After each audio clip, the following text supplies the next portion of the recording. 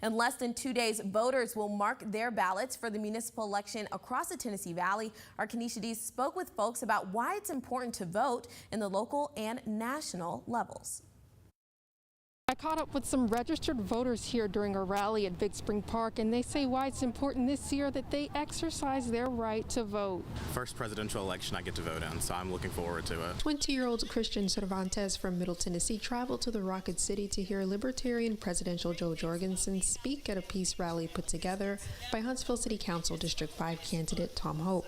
Hope is running against incumbent Will Culver and candidate John Meredith. Cervantes says this is his first time voting in a presidential election.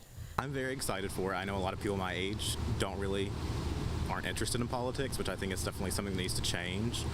So I'm really excited that, my vote gets to go towards somebody that I'm really in support of. Registered voter Asia Henderson says it's important to be educated on candidates. Don't vote on emotion, because it's easy to get riled up for one candidate or another, but if you don't do your research and find out their voting history and what they actually stand for, it's real easy to get tricked. Hope believes so as well, and today it came at a cost for him, literally.